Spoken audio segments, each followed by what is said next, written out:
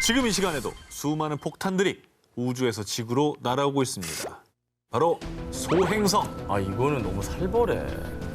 이건 진짜 못 막지 않나? 진짜 여러 가지 아마겟돈 영화에 나오는 내용이잖아요. 이게. 그죠, 아마겟돈 맞아요. 영화 그죠. 네. 영화 아마겟돈에는 이런 대사가 나옵니다.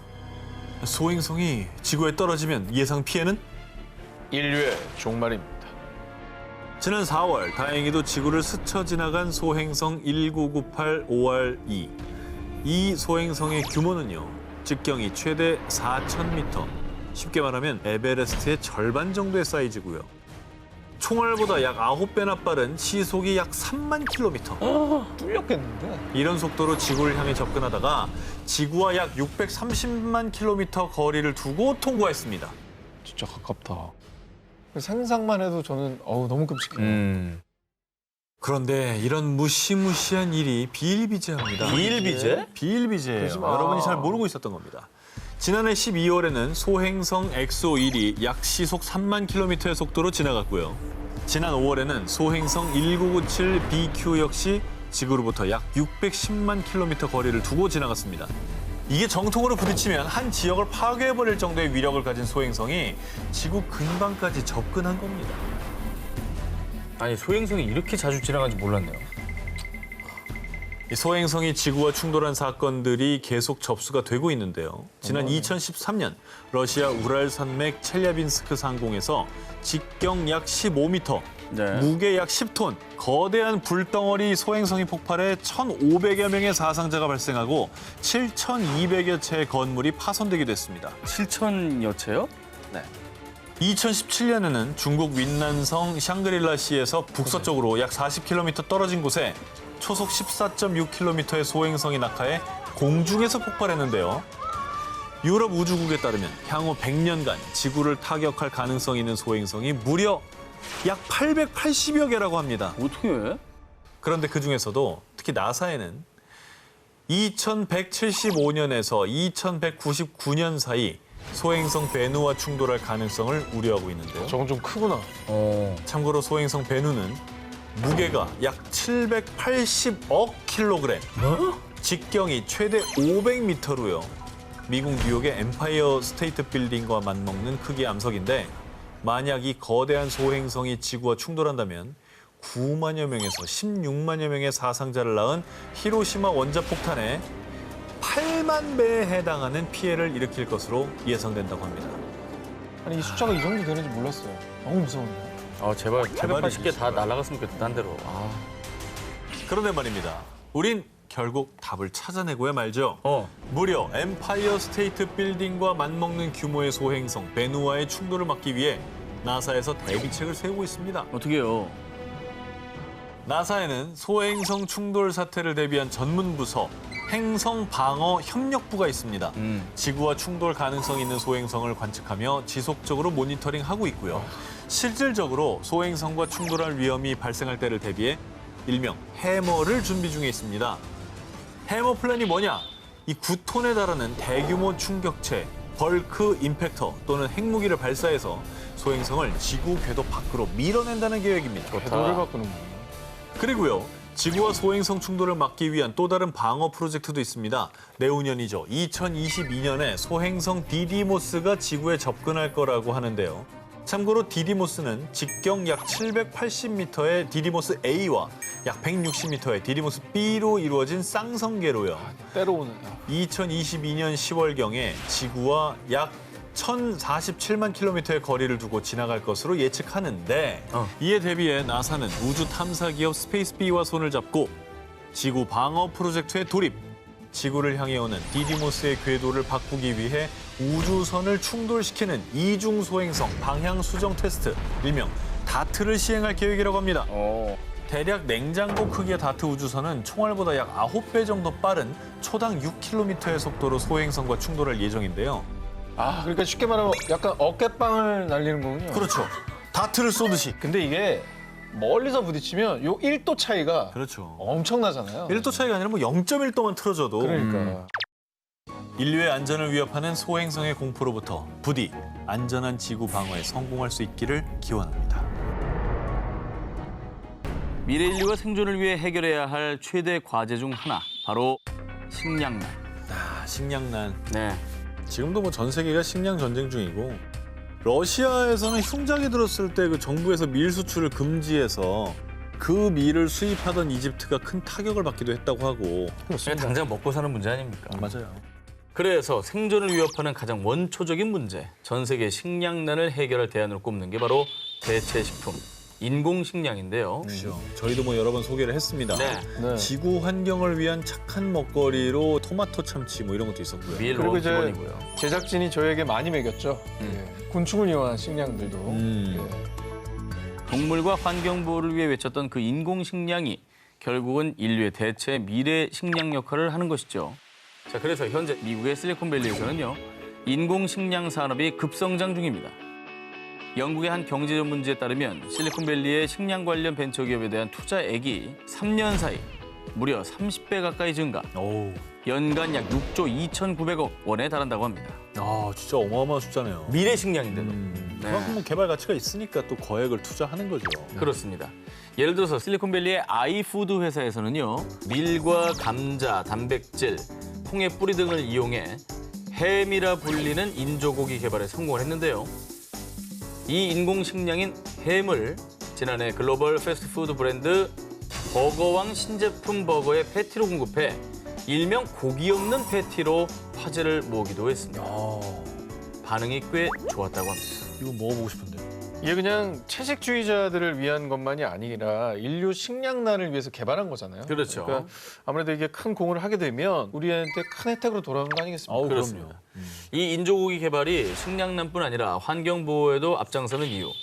소 한 마리가 1년 동안 내뿜는 온실가스가요, 무려 약 47kg입니다. 이는 자동차가 1년 동안 발생시킨 온실가스와 비슷한 수준이라고 합니다. 그리고 이제 농업이나 이렇게 이용하기 위한 게 아니라 인류가 단지 고기를 얻기 위해 사육되는 그렇죠. 소의 숫자가 너무나 많기 때문에 이게 어떻게 보면은 좀 줄여야 되는 게 맞죠. 맞습니다.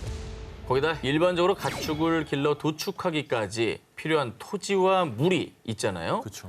자, 그런데 인조 고기를 생산할 때는 일반 가축보다 물은 13%, 토지는 약 4%만 사용한다고 합니다. 거의 없네. 그러니까 식량난, 친환경, 이게 다 하나의 연결고리인데요. 그런 면에서 인조 고기가 혁혁한 공을 세우고 있는 것이죠. 사실 고기를 키우기 위해서 먹이는 곡물의 수가 엄청납니다. 맞습니다. 그런 것까지 따지자면 이 혜택이 매우 큰 거죠. 자, 그리고요, 대체 식량의 한 축을 인조 고기가 맡고 있다면 또 다른 한 축을 담당하는 게 또 있죠. 식용 곤충이지요. 밀웜. 밀웜. 자, 아시다시피 식용 곤충은 좁은 공간 그리고 적은 양의 사료로 키울 수 있을 뿐 아니라 고단백질이라 그야말로 가성비 갑입니다. 식용 귀뚜라미도 생산하고 이 귀뚜라미 분말을 활용해 시리얼이나 쿠키를 만들어 판매하고 있습니다. 이게 나름 제가 먹으면서 그 맛에 약간 중독성을 느꼈거든요. 곤충 매니아가 됐죠. 네, 저는 괜찮은 것 같아요. 인류의 식량 위기를 타파할 단백질 혁명, 대체 식품에 대한 우리 모두의 관심이 앞으로도 쭉 필요할 겁니다. 지난 5월 한 논문의 사전 공개 사이트에 충격과 공포 그 자체인 한 논문이 게재됐습니다. 미국 하버드 의대를 비롯해 캐나다 유수의 대학 등에 소속된 전문가들이 생물 정보학적 분석 결과를 담은 이 논문에 따르면요.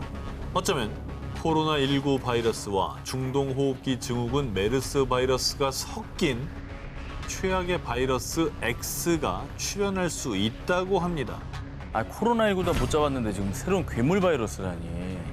그리고 이 연구팀은 현재 사우디아라비아에서 코로나19와 메르스가 동시에 유행하고 있어서 이 두 바이러스의 결합에 대한 가능성을 염려했는데요. 이제 만나지 마라. 그러면 안 이 돼. 두 바이러스의 재조합으로 인한 바이러스 X가 두려운 이유. 일반적으로 바이러스는 치사율과 전파력이 반비례한다고 합니다.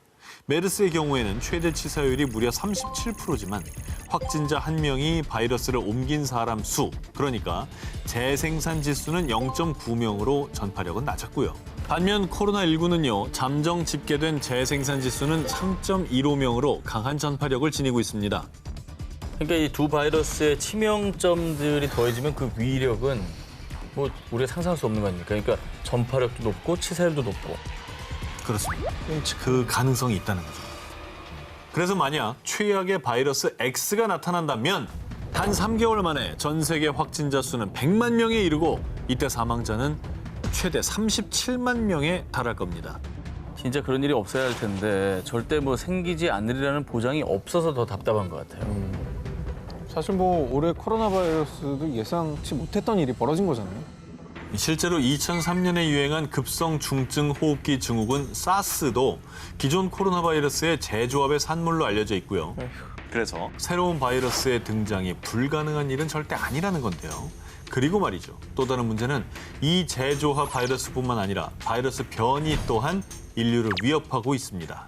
맞아요. 그 백신이 개발되기도 전에 또 새로운 바이러스가 나오고 있고 이제는 변종이란 말이 너무 무서워요. 맞아요.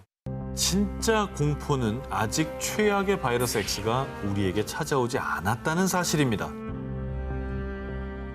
2010년 미국의 대표 소프트웨어 회사 M사의 전 CEO 빌 게이츠가 한 강연에서 밝힌 충격적인 발표. 내 평생의 소원은 인구를 줄이는 백신을 개발하는 겁니다. 좀 충격적인 발언에 이유가 있지 않을까라는 추측이 되거든요. 그동안 수차례 인구 감축론을 주장한 빌 게이츠. 그 이유가 무엇이냐? UN에 따르면 2019년 기준 전 세계 인구는 약 77억 명이지만요. 2050년이 되면 무려 약 97억 명까지 증가할 전망이라고 합니다. 그래서 일부 과학자들은 바로 지구 인구 정원 초과를 매우 우려하고 있습니다. 그 이유, 지구에서 생활할 수 있는 최대 인구수는 불과 약 80억 명으로 머지않아 인류는 이 지구상에서 정원 초과, 그 뒤 결국 인류 멸망이라는 대혼란에 직면하게 된다는 거죠. 근데 인구가 늘어난다고 인류가 멸망한다. 이거 좀 비약 아닙니까? 좀 의아하게 느껴질 네. 수도 아니, 있는데요. 약간 모순이잖아요. 네. 인구는 늘어나는데 인구 멸망한다. 네. 이게 동시에 성립된다. 이게 말이 안 되죠? 그러니까요. 좀 더 들어보시죠. 세계자원연구소에 의하면 전 세계의 25%가 이미 심각한 물 부족 사태를 겪고 있다고 하고요. UN 세계 식량 농업 기구에 따르면 전 세계적으로 1억 2,400만 명의 사람이 심각한 식량 부족에 시달리고 있다고 합니다. 만약 이 상황이 지속되면 인류의 생존에 절대적으로 필요한 식량 증가 속도가 인구 증가율을 따라가지 못해서요. 불과 30년 뒤인 2050년이면 전 세계가 대규모 식량난에 직면하게 된다고 합니다. 우리나라만 해도 먹을 게 넘쳐나서 식량난이라는 게 와닿질 않거든요, 사실. 불균형이 심각한 거죠. 자, 그리고 뭐 식량난뿐만이 문제가 아닙니다. 인구가 증가할수록 인간이 먹고 쓰고 버리는 쓰레기가 증가, 바다와 땅속 깊이 버려져 환경 오염을 유발하고요. 지구의 대지가 넓다 해도 정작 인류가 살 수 있는 사막화되지 않은 비옥한 땅은 한정적이라서요. 인구가 증가하면 그 좁은 땅덩어리가 포화 상태가 되는 거죠. 그런데 인류가 삶의 터전을 만들겠다고 얼마 남지 않은 삼림마저 무자비하게 개간하는 것 또한 문제. 삼림이 배출하던 산소의 양이 줄어드는데 오히려 각종 산업시설에서 배출하는 이산화탄소의 양이 증가해 이는 기후 변화를 초래. 이 땅의 작물이 잘 자라지 못해 인류의 식량이 부족해지는 악순환을 야기하는 겁니다. 인구가 계속 증가하면 이제 환경은 더 파괴될 거고 지구가 버티지 못하는 상황이 되겠죠. 결국에는 뭐 식량이 부족해지고 결국 부메랑처럼 다시 우리에게 그 피해가 고스란히 돌아올 것 같다는 생각이 드네요.